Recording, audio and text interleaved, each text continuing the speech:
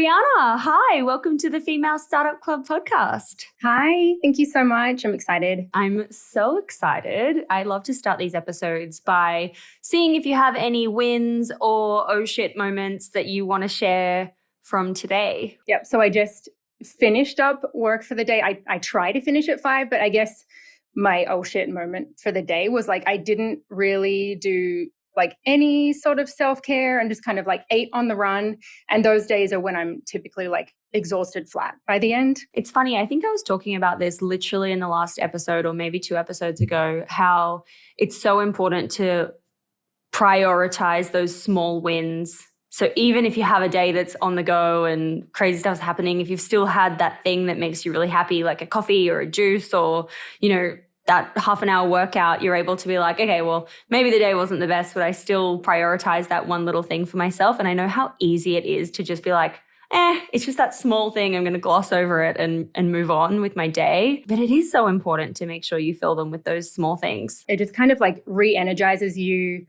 And you don't realize that you need it until you have a day when you don't. And you're like, ooh, why did today suck? And then you kind of think about the steps during the day that you didn't do. And it's like, okay, that's what's missing. So super important for me as well.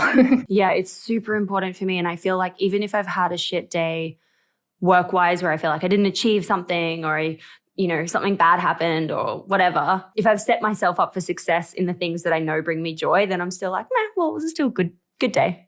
Love the journey.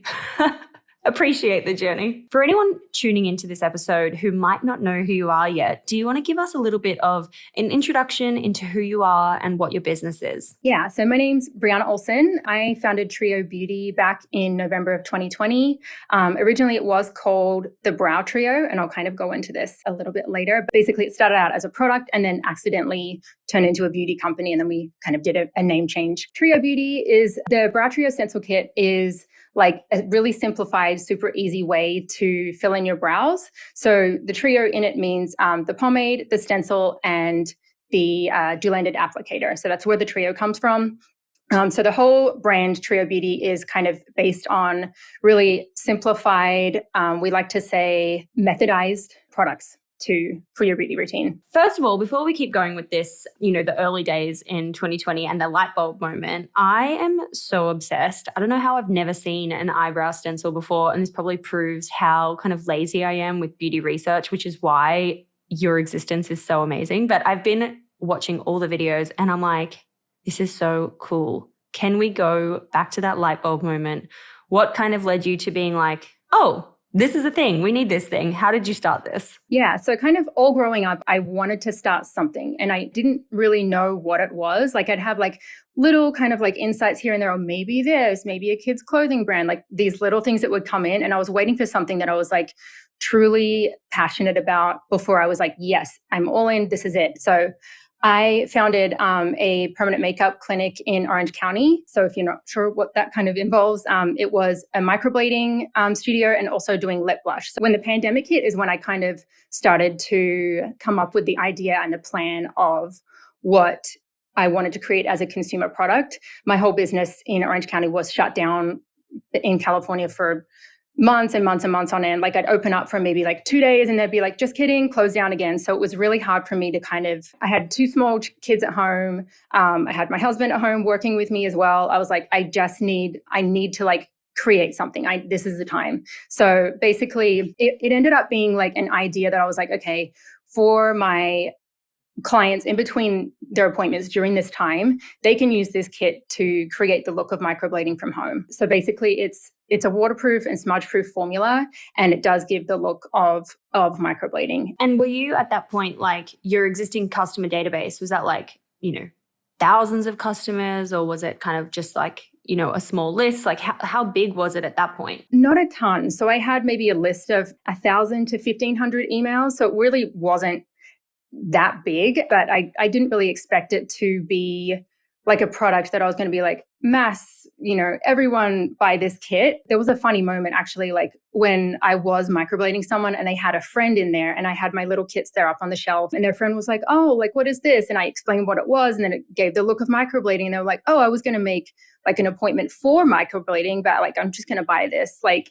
$40 kit. And I was like, I'm putting myself out of business. So that's so interesting. And so at that point, what we see on the website today in terms of the product, is that what it was at that point too? Or was it more of like an MVP kind of rough idea? definitely not. It wasn't dual-ended. The applicator was not dual-ended. The material of the sponge was not what it was. It was probably, I would say, 30% as good as it is now, if that makes sense.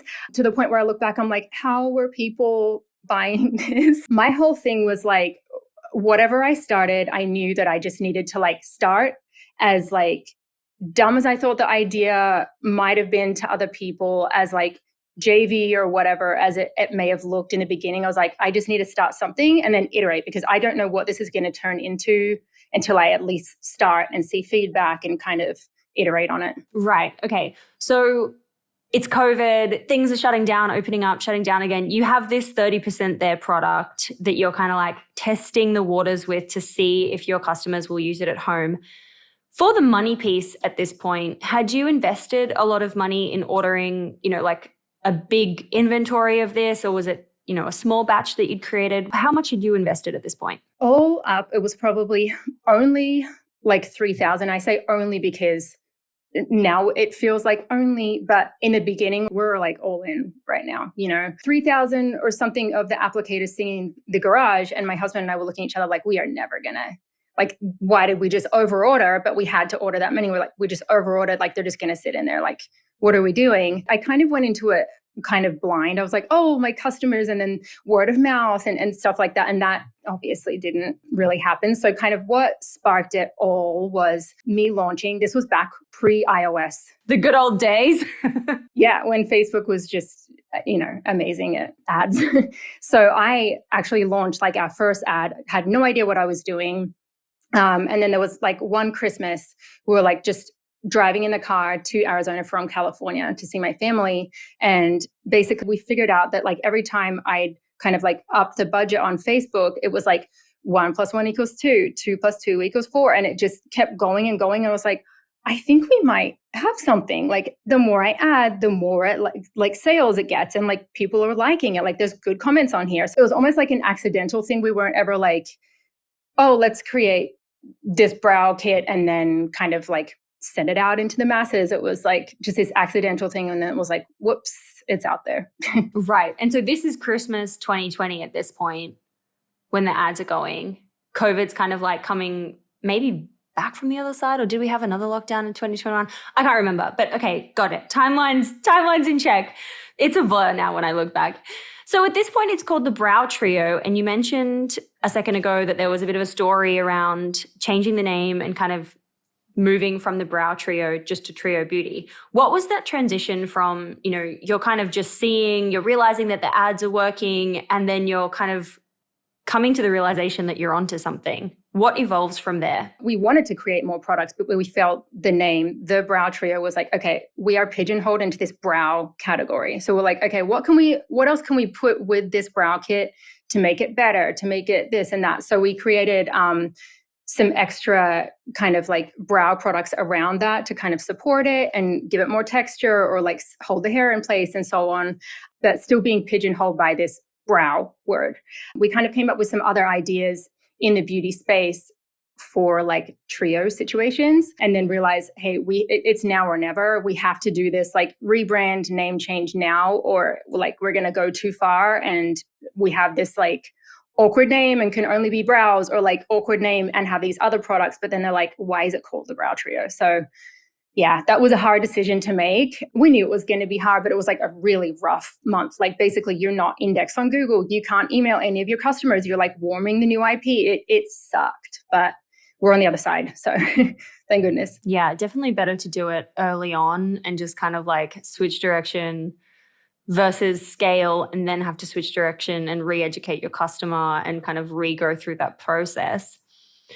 What were you kind of thinking when it came to the working capital at this point? Like, are you using grants? Are you using companies like Clearco or Shopify Capital to kind of reinvest in the new inventory? Or are you just kind of like using the profits made from your orders and reinvesting in new products? Because it sounds like you have a lot going on at this point. Yeah, Shopify Capital was like so good. Like they came in like pretty early, and it was like, they're like, okay, we'll give you like 1,500 or something. And that at that time, it was like, yes, like we can make another fresh order of all of these items. Like it was so good. Yeah, they've been like even up till now, they've been so good. So how does, just because I haven't actually spoken this through in depth with anyone before, how does Shopify Capital actually work? Like, and you know, where were you revenue size when you started getting those small kind of incremental boosts of capital? Around that, between $3,000 and $5,000 a day in sales was when they started. Yeah. And then the way it works is it's like a working capital. So they say, okay, we'll give you X amount. And then each day we're going to take like 15% of your sales until this entire amount's made up. And then we'll offer you a new one, depending. And that amount is like based on kind of how much you're making at the time. So the more you grow, the bigger the amount they give you and so on. Right. And so then from then, 2021 till now, have you just used them consistently, or has your approach to funding and kind of working capital changed in that time? So we still use them at times, just depending on like kind of what we need and how much and the terms. There's Shopify Capital, there's PayPal business loans, and then there's PayPal working capital as well. So there's those two. And then also Clearco. So Clearco has been really good as well. Are you able to use them together? Like, are you able to be like, yep, Shopify, I've got you, a loan over here. I've got Clearco on the go over here at the same time, same month? Or are they kind of like clued in with each other that they don't do that? They're clued in and they know about each other, but they allow it. So basically, because they're clued in and they know kind of like what you can handle. Kind of like a credit card. Like if you have like 5 maxed out credit cards and you apply for a new one, they're like, we already know you're maxed out. We're not doing this. So it's kind of the same situation. Got it. Okay, cool. Amazing. Wow. So great. Love that for you. It sounds like at this point, we're in 2021, you're growing primarily through ads and the fact that you're launching new products to your existing customer base. Is there anything else you're doing to grow kind of organically or grassroots or anything outside of paid media? Yeah, we were doing like organic like seeding to influencers. But honestly, at that time, ads were working so well that we didn't know any other way to do it. Like, because this all kind of happened on accident, it's like we're now, even still now, doing everything kind of in reverse, as someone would normally come out with like, okay, we have a business plan. Now we need these hires to make it all stable. And then we'll do this. And then we'll do this. It's like, we're just doing that in reverse, which is messy and scary. It's the learning's happening. So totally. And I also believe that like sometimes if you know too much, you might not do it. Whereas like going into building a business with naivety and just like pure optimism and a good vibe is what pushes you forward anyway, because you've got to just deal with the challenges as they come up. So 2021, that's when iOS changes. Second half of the year, Q3, Q4, everything changes with ads. What happens? We definitely noticed the shift within the first like 2 to 3 weeks, like everyone did. And we were like, what now? So that was when we really kind of like started doing more influencer outreach. We actually had like a pretty big influencer organically post as well, which was amazing. This person was like, honestly, like a unicorn. And we didn't even like go out and find her. She found us, which those are the best ones. And so we're always kind of like searching for this other one that would like do the same thing as she did. And it's like, it's so hard to find that. But yeah, and so we focused on more organic and then like really kind of tightening up our email strategy and kind of looking after the people that are there instead of like just acquire. It's like, okay, what do these people need? What do they want?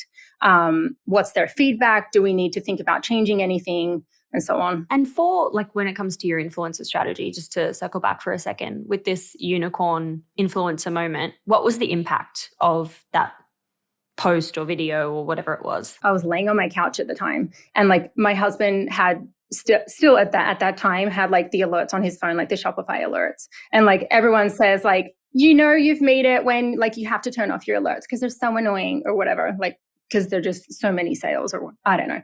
But so he had his alerts on and he looked at me and he was like, did we just send out an email or an SMS or anything? And I was like, no. And he was like, we're having like a really big like traffic spike right now. So I opened the app and I was like, what is happening? And it's like the most exciting thing, but you're like panicking at the same time because you're like, okay, like we have to pack all of this. Like it's not just going to pack itself. So at this time, my dad was actually helping us pack all of the orders. And oh my God, you're still packing them yourself at this point. Wow. Yeah. And also we were like, with the stencil kit, there's like three components to it, and then like a little like instruction booklet, and it comes in like a little pouch. So basically all of these things at this time were coming from like different manufacturers. So we had them all in different areas. So we had to pre-pack all of this and then send it out. It wasn't like, oh, grab this and put it in. It was like everything had to be pre-packed. So it was like triple the work. But yeah, the impact basically was like, I would say 5 days worth of sales in one day. It was crazy. And did that moment kind of prompt you to, like, are you still packing orders yourself, or it prompted you to outsource your 3PL? At that time, it didn't prompt us to, because we're like, okay, I wish this would happen every day, but it doesn't. So at that time, like, because the business was so young here in America, we had to be like at least a year old to be able to get a warehouse. So we had to wait until that time, and we weren't quite a year old.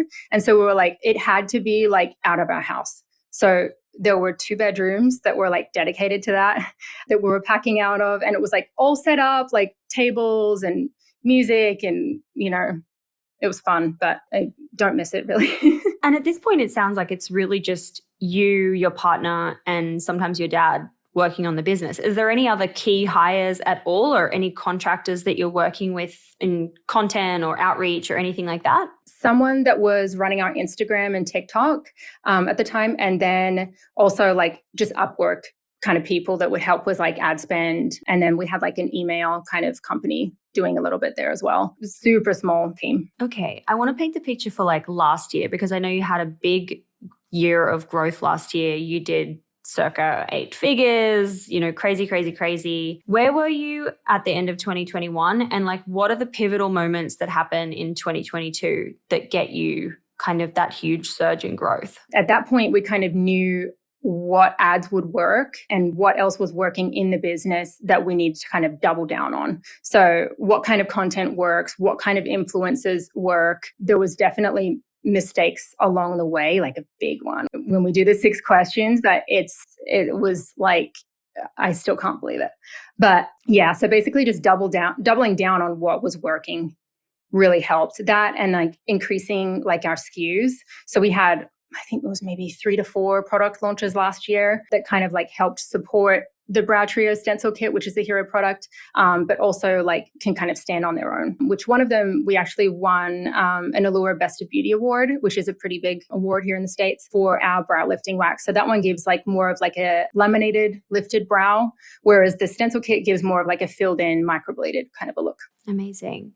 Does your strategy like now involve retail expansion and distribution through retail, or are you still like 100% e-com? That's the channel, that's what you're focused on, and Amazon actually as a strategy too? Direct to consumer and Amazon are our main focuses right now. Retail, we definitely want to do, and we have been in like discussions with several ones, but we're just trying to make like the right decision at the right time with the right person, if that makes sense, or, right retail. What I'm curious about is like, for anyone listening who's obviously like, damn, well, I can't have the same success with ads because, those changes kind of mucked up the system for everyone. Although I feel like Facebook is changing a little bit at the moment. But anyway, I feel like when someone's listening, they're like, okay, well, what would you do if you were having to start this brand tomorrow? Like, where would you focus your attention to get your first 1,000 customers, knowing that ads don't hit the same way anymore? I would still do ads, but I would do more like what works now the best is like anything that's organic or that is seen as organic. So I would do like a ton of like TikTok gifting, all of, the main people there, not even like the bigger TikTokers, but like people with like a super engaged audience. Because this unicorn that I was talking about before, she didn't have over 1 million followers, but what she did have was like super, super engaged. Like they would buy anything that she would even, talk about. So I would say ads, and then anything that's kind of organic. Right. So say focusing on kind of like TikTok, repurposing that for native looking ads and gifting at scale.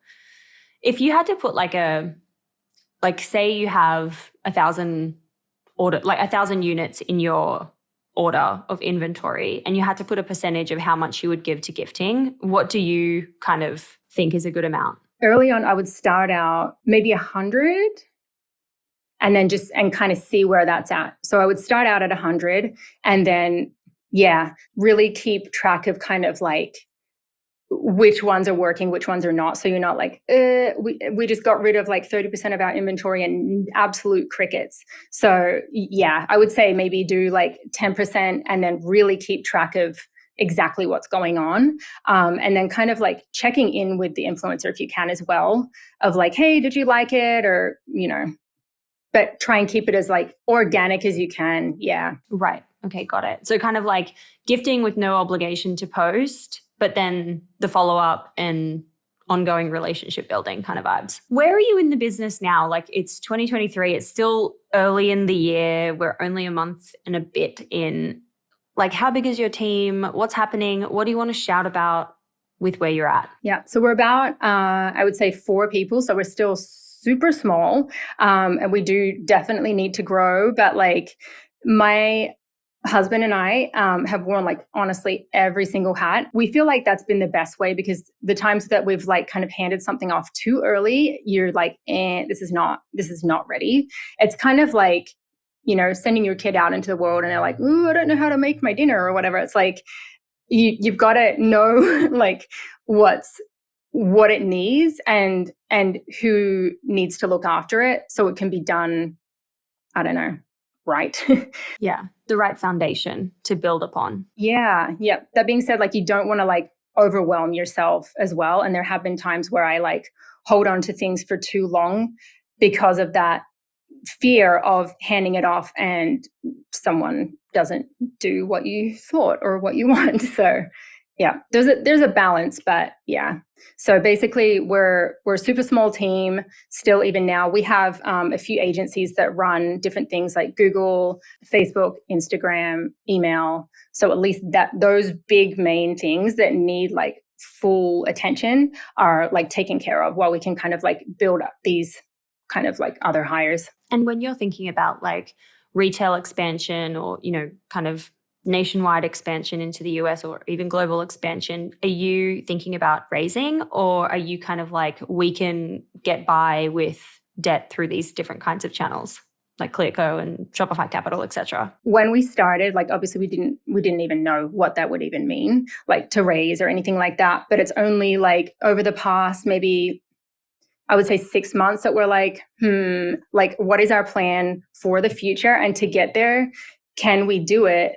And it's like, yes, we can, but the time that it would take, the brain space that it would take, like all of that, it's like, I feel like there's no right or wrong way to do it. It's just kind of like, what life experience do you want to like feel like you've sold your soul, but you get to the end and you own 100%? Or do you want to get to the end, you own 80%, your head's still on straight, So basically, I'm like, where we're at is like, we do want to raise, and we're like in discussions with a few different ones, but like everyone says, there's no, and then yes. So it was funny. I actually watched something on YouTube Shorts the other day, and it was like, if you knew that you were 24 no's away from your yes, like how excited would you be to get that first yes?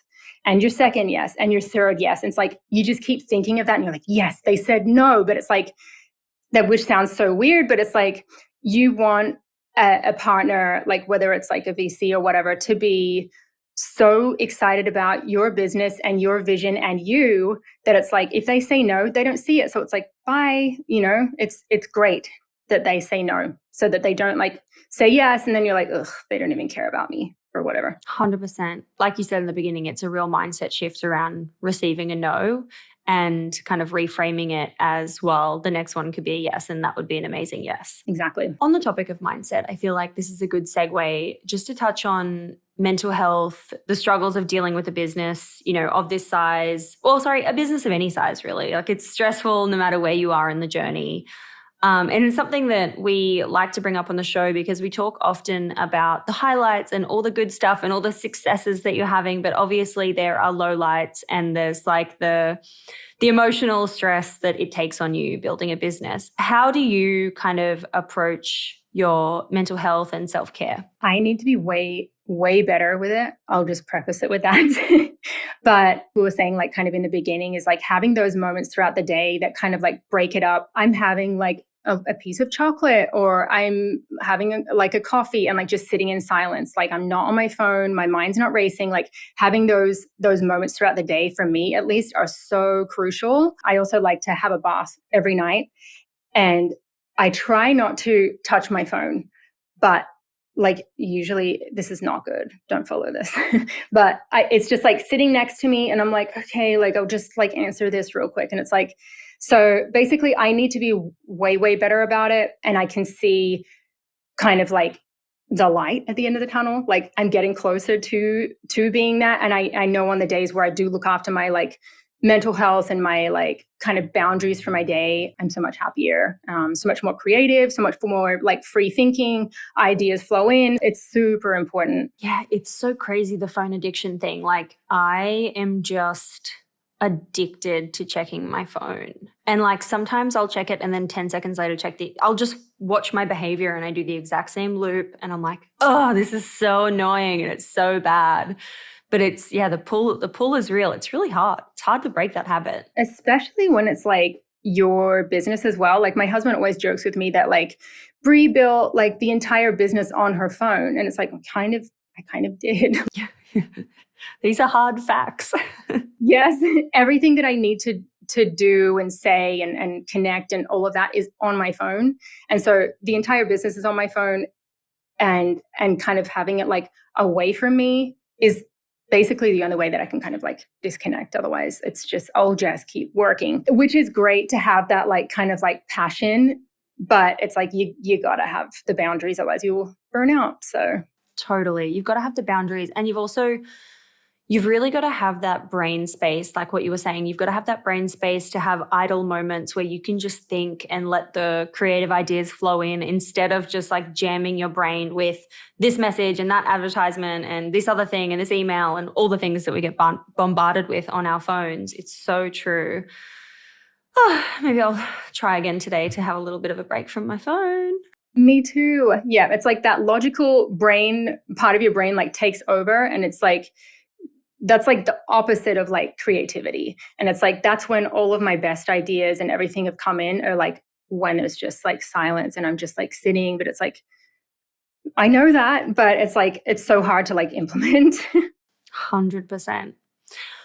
What is your key piece of advice that you'd love to leave our audience with? Anyone who's kind of just starting their business, or they're actively building their business, or they're in beauty. What's your kind of key piece of advice that you want to leave us with? I would say just to start whatever it is, like make sure there's enough passion behind the idea, whatever it is. Like don't just be like, oh, I like blah, blah, blah, and I'll start that. Like there needs to be that passion there for the idea to kind of like fuel it.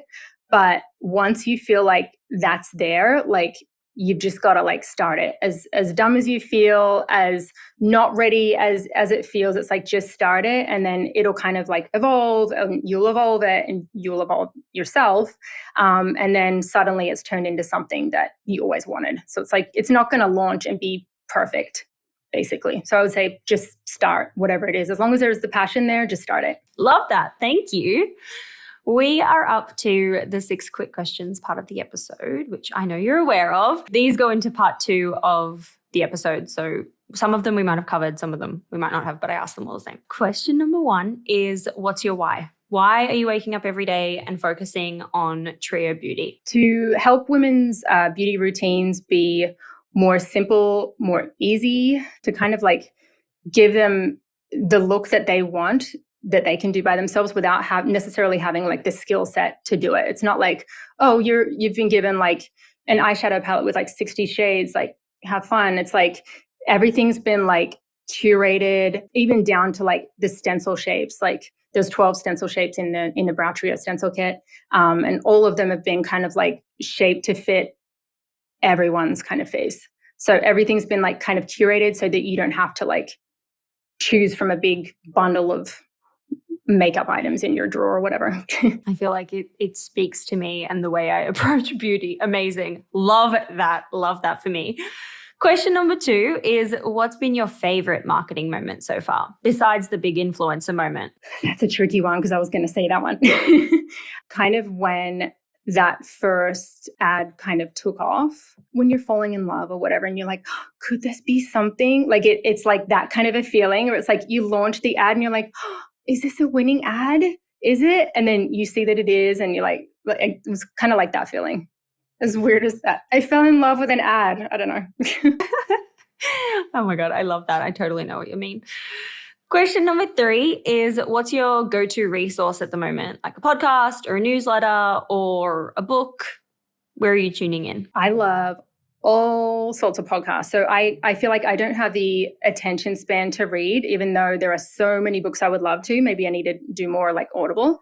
I love like so many different podcasts of like different kind of genres, but all kind of like in the business realm. So I love yours.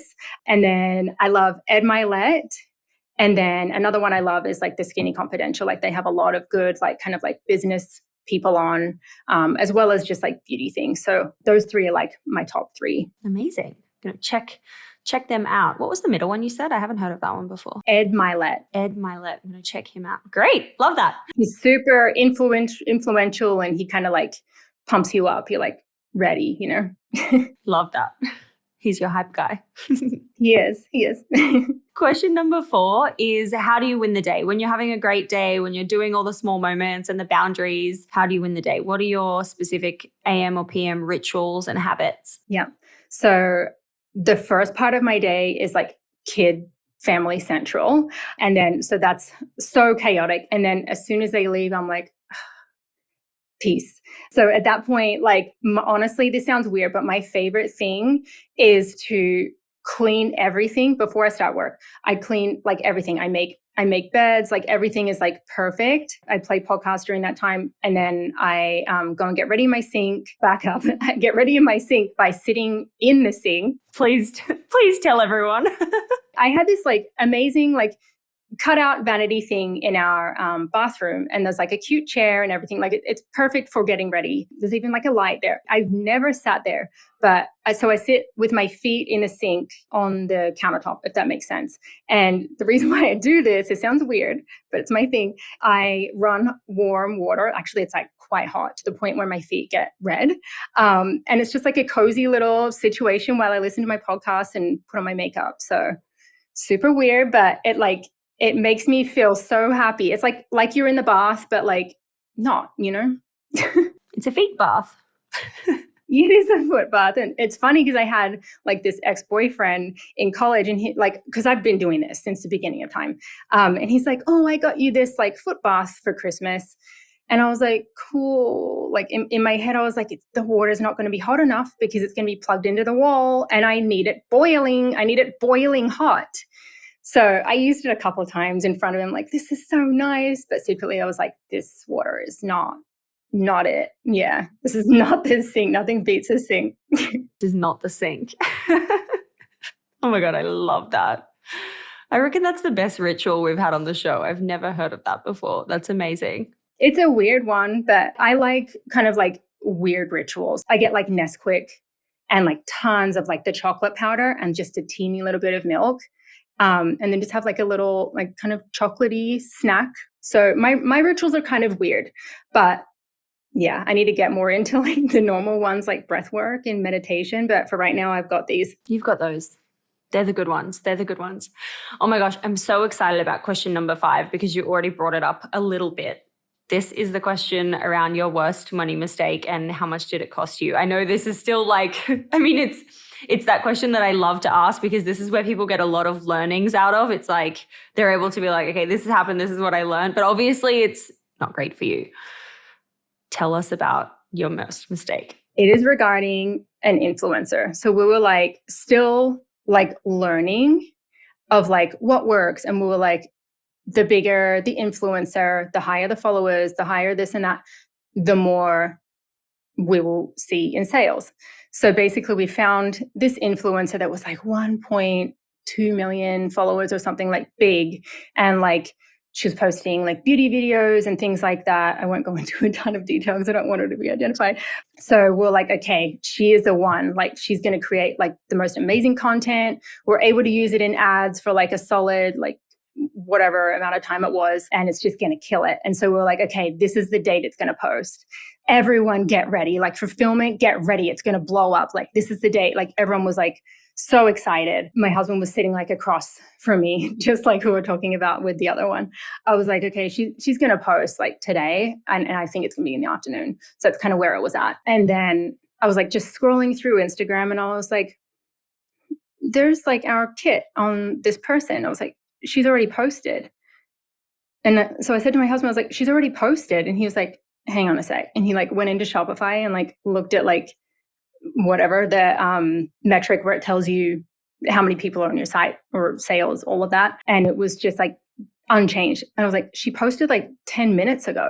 And he was like, yeah, there's nothing. Was it like a story or was it like a feed post or like a YouTube? It was stories. It was reels. It was a reel and then like stories. So there was like a direct contact, link to be able to be like, okay, here's the page, go and buy it. Like it was like perfectly set up. There was seriously, I don't even think we could contribute like one sale. It was crazy crickets. It was insane. Whoa. That's wild. Do you want to know the amount? Yes, I want to know the amount. It was $30,000. Oh my God, that's so crazy. It was a disgusting amount because I was like doing the math before. I was like, oh no, for sure. Because I was like doing the math from this other unicorn that posted. I was like, okay, she has X amount more followers, like doing the math on like how much that would be. And I was like, no, 30,000, we're fine. It's fine. It was not fine. It was not. So nothing, couldn't do anything. It just sucked. So basically what we did was like, honestly, it was like a learning mindset thing. It was like, okay, like the bigger the number, it doesn't matter. Like, it's like about who is the follower of this person. Due diligence. Yes. Look into it more. And it honestly, we've never done anything like that since. And it like terrified me of the whole thing. So that's what I learned, to be terrified. What was the conversation with the influencer afterwards to be like, hey, this didn't drive any results? Like, what the heck? It was all through like an agent. And so it was very like, deal is done. I feel like there might be a few out there that are like that. And it's honestly like, maybe it's their business, or I don't know. And that's how they kind of like do it, is like this facade. And then I don't know. I don't really know what happened. I have some thoughts, but it was crazy. Oh my gosh, that's a painful one. I've actually heard so many of these kind of stories around influencers that, don't perform and like you can't attribute really any true sales or metrics to it. Yeah. And then if you said something, they would just probably turn around and be like, well, like brand awareness. It's your product. Yeah. Yeah. It's you. A lot of things that people can't attribute back to an actual like sale, they just say brand awareness. So whether that's like a certain PR move or something, they just say, you're like, okay, like this did no sales. They're like, well, brand awareness. It's like, really though? Like, it's just kind of like scapegoat. I don't know. Yeah. Like no follower increase, no sales, like, it should be at least driving. Yeah. Something like, wow, that's a tough one. Hate that for you. Holy shit. $30,000. Oh my God. Yeah. Because you think about how else you could have spent that in the business. And you're like, that could have been a whole new product, a whole new SKU. But it's like, but huge lesson. Yeah. It also makes me think there's a power in working with people who are open to doing smaller tests with the goal that if it works, then scaling up to the kind of like bigger deal. And if people aren't down to do that, then it's probably not the right person anyway. Finding people who are actually happy to work together to like find that sweet spot. Do you still work with the unicorn that actually did really perform for you? She went and got her eyebrows actually full on microbladed. So, but like they faded after a little bit. And then she did post again and it still worked really well. Yes, we do, but still on the search for more unicorns. Still in the search for more. I guess it's that moment of like, or that saying of like, you've got to kind of luck will happen in any business, and it's how you kind of like plan for that moment when it just does happen out of the blue and how you can kind of capitalize on that moment versus like trying to recreate the moment. Yeah, like making sure you have product in stock to where if it does happen, like you're okay. You don't have to be like, we're sold out or. Yeah, absolutely. Okay, that was a super crazy story. So I don't know if you've got another one in the bank to share, but question number 6, last question is, what's just a crazy story, good or bad, that you can share from the last couple of years building Trio? Okay, so it was around the launch of, I guess, the rebrand of the brow lifting wax, which was the award winner. So basically, we had these due to come like any day so that we could like announce. Basically, it was kind of like on a timeline. Like we had this award announcement, we had the product coming, we had to photograph it, like all of these different things had to happen in a certain order. Anyway, the product arrived and the brush on the end of this was not the same. It did not work the same. Like basically it made the product, instead of like applying just like a light layer, it was so thick, it was so much product. And we were like, this is going to ruin this entire timeline. Like, and we can't just sell these. It's not an Allure award winner at this point. Like it's so bad, like it's unusable.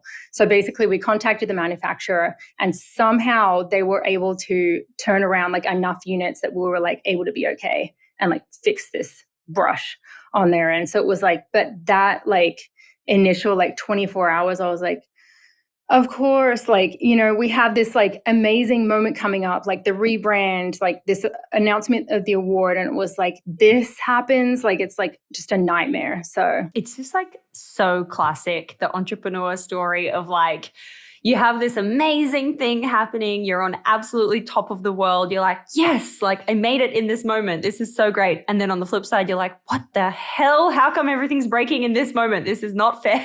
Yeah. And it comes in like groups. I don't know how many, 3 things would happen. And then like 3 things, which, Trio, a period of time of like maybe a solid week where things just suck. Like things are so hard.